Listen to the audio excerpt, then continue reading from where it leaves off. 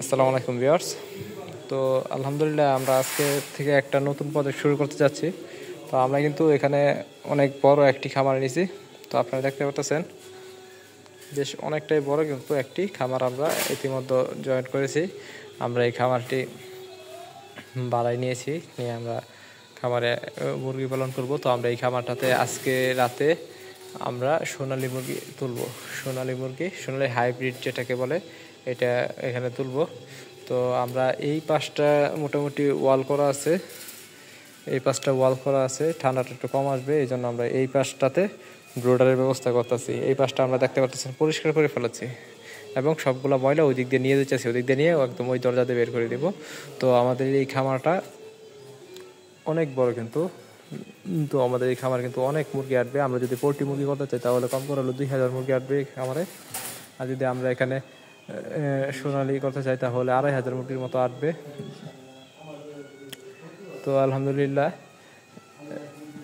এই খামারটাতে আমরা কিন্তু আচমকা শুরু করি নাই। তো আমরা কিন্তু অনেক দিন ধরে প্ল্যান করে রাখছিলাম যে আমরা এই খামারটা নিব বা এই খামারে আমরা মুরগি পালন করব, এই খামারটাতে আমরা এই করবো। কিন্তু এই খামারটা সম্পূর্ণ নতুন, এখনো পর্যন্ত এখানে মুরগি তোলা হয় নাই।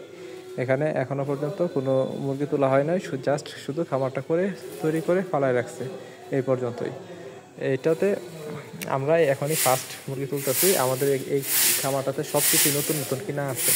আমাদের যে খামারের মালিক আছে উনি সব কিছু কিনে রাখছিল, ওই মালিকরাও আমরা শেয়ার রেখে দিচ্ছি, আমাদের সাথে শেয়ার রেখে আমরা ব্যবসা করতেছি। তো আমাদের ওইখানে দেখতে পাচ্ছেন পানির পাত্র, খাদ্যের পাত্র এবং ওই দিকটায় দেখেন ওই যে ব্রোডার ইটি সব কিছু কিনা রেখে দিছি, সব কিছু কিনা আছে, কোনো সমস্যা নাই।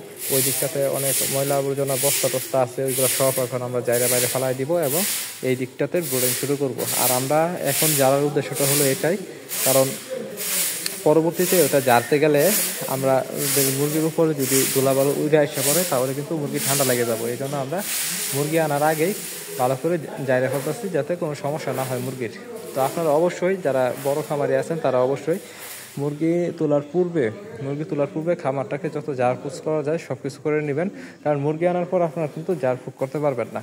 আমরা কিন্তু আপনাদের দেখাইছি কিনা জানি না, ওই ভিডিওটা আছে কিনা, আমাদের যখন ছোট খামারটা করতাম তখন একবার ওই ধানের চুচাগুলো যখন নিয়ে এসে পড়ছিল, তো আমাদের রাখার কোনো জায়গা ছিল না, বৃষ্টির সিজন ছিল, এই জন্য বলতেছি।